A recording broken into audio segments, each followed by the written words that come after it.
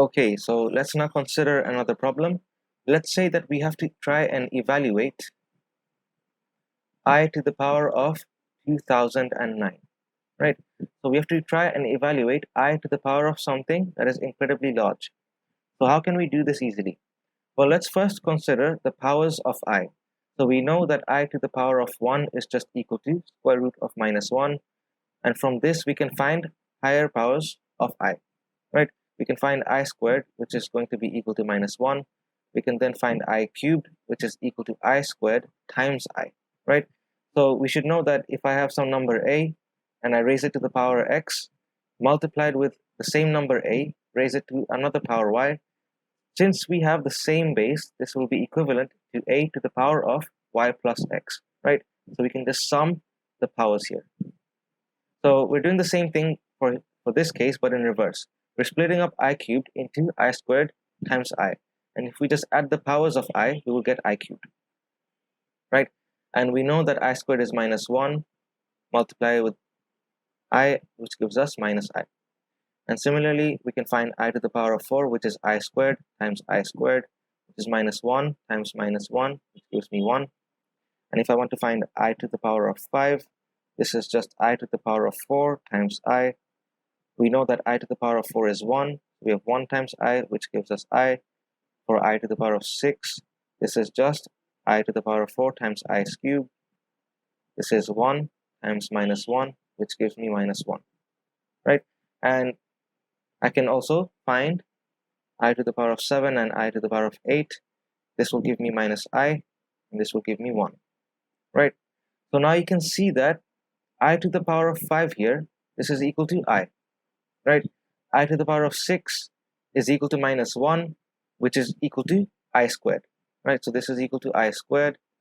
I to the power of 7 is equal to minus I, which is equivalent to I cubed. And I to the power of 8 is equal to 1, which is equivalent to I to the power of 4, since that is 1. So this is just I to the power of 4. So we can see that from the powers of I, this just repeats in cycles of 4, right? The powers of I, they just repeat in cycles of 4, right? So we have I to be equal to I to the power of 5, which is equal to I to the power of 9, and this is equivalent to I.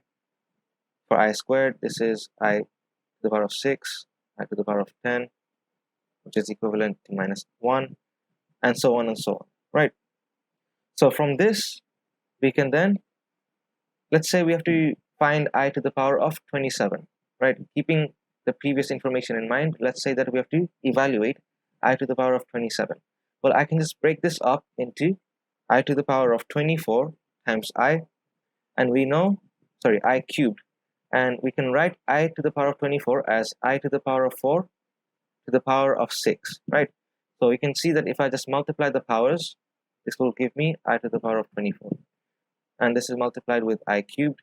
We know what I cubed is, and we know what I to the power of 4 is. This is 1 to the power of 6 times minus I, and this gives me minus I, right? So I to the power of 27 is equivalent to minus I. And similarly, if I consider I to the power of 101, this is equivalent to I to the power of 100 times I, and I can just write this as I to the power of 4 to the power of 25 times I, right? Which is just 1 to the power of 25 times I, and this gives me I, right? So similarly, if we just go back to our original problem that we had to find I to the power of 2009. So similar to the previous problems, I can just break up the power into something more simple, right? So if I try and divide 2009 by 4, I will get a remainder of 1, right? So if I try and divide this by 4, I will get 5, so this is 20, I'll get a 0.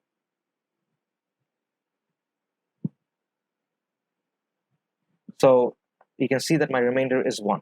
That means that 2008 is directly divisible by 4. And this will give me 502, right? So I can just break this up and write this as I to the power of 2008 times I, and this is equivalent to I to the power of 4 to the power of 502 times I, right? Since this is 1, this is just equal to 1 times I, So this is equivalent to 1 times I, and this gives me I. So I to the power of 2009 is equivalent to I. Right, so let's now consider another problem. Let's say that we have two complex numbers, W and Z. These are complex numbers, and W is equal to 3 minus 2I, and Z is equal to 2 plus 5I, right? And I want to find W plus Z, right? I want to find the sum of W and Z. Well, we should know how to do this. This is just 3 minus 2I plus 2 plus 5I, and all we have to do is look at the real parts and add them together. So we will have 3 plus 2, and then add their imaginary parts, minus 2 plus 5 multiplied with I, and so this gives me 5 plus 3I, right? This will be my answer. And similarly, if I want to find W minus 3Z, well, this is equal to 3 minus 2I, which is W, minus 3 times Z, which is 3 plus 5I. And if I just expand the rightmost term, I get 3 minus 2I minus 6 minus 15I. And this gives me minus 3 minus 17I. Right? And similarly, I can find the product of these two complex numbers. I can find WZ. This is equal to 3 minus 2I times 5. Sorry, this is 2 plus 5I. And using the distributive property, this is equivalent to 3 times 2 plus 5I minus 2I multiplied with 2 plus 5I. Right, so this gives me 6 plus 15I minus 4I minus 10I squared. Since we have an I squared term, we know that this is equal to minus 1. So we have 6 plus 10 plus 59 minus 4I, which gives me 11I. So we have 16 plus 11I. Right. Now, to find something that is a bit more complicated, let's say that we have to find 2W squared Z minus 3W times Z squared. Well, what I can do first is I can factor out a W and Z, and what I will be left with is 2W minus 3Z, right? So from the previous problem, we already found WZ. We already found WZ. This was equal to 16 plus 11I, right? We already just found this. So all we have to find now is 2W minus 3Z, right? So if we find this, we will get 2 times 3 minus 2I minus 3 times 2 plus 5I. And if I skip some steps, I will end up with minus 19I, right? So now I can just substitute 2W minus 3Z and WZ over here.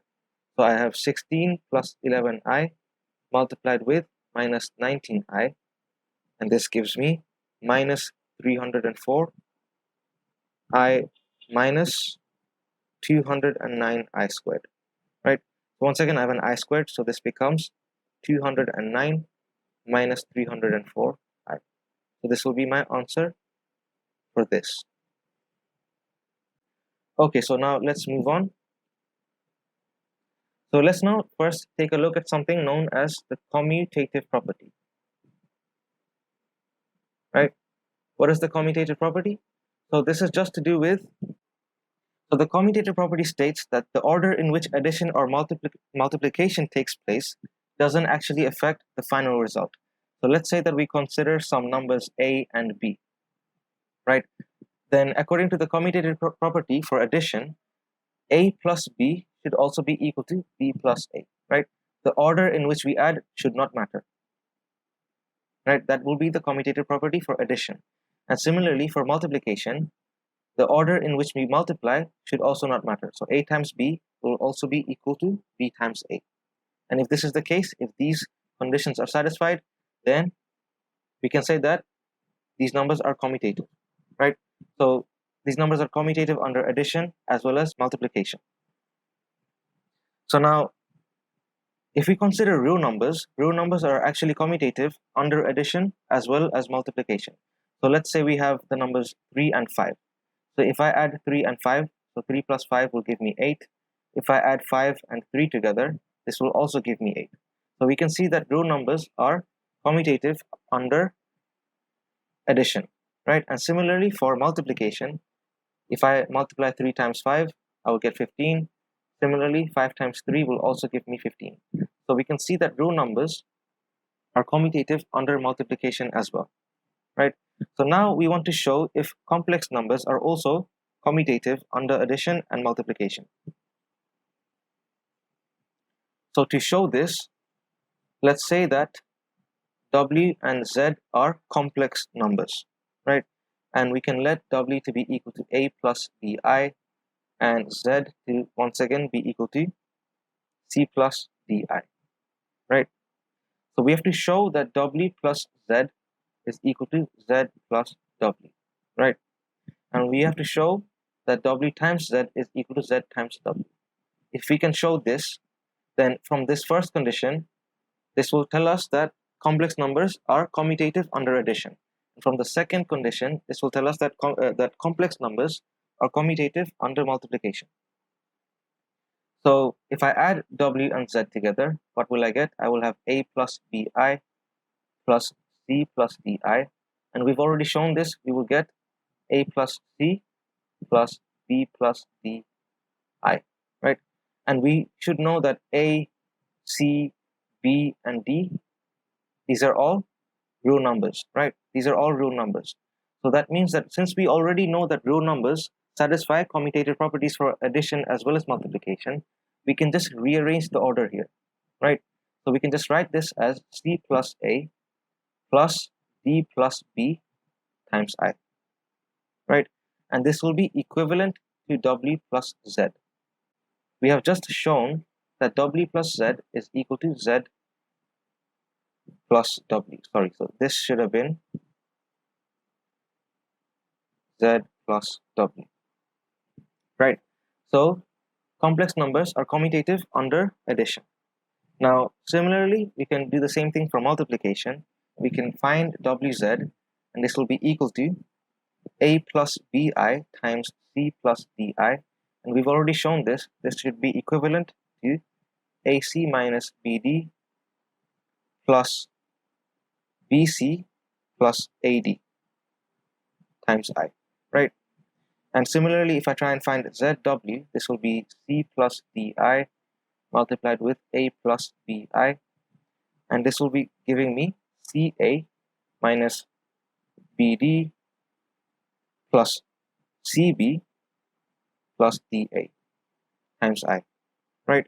And since we know that real numbers are commutative under multiplication, so if we have these terms here, we have CA, we can also rearrange this. This will be equal to AC, right?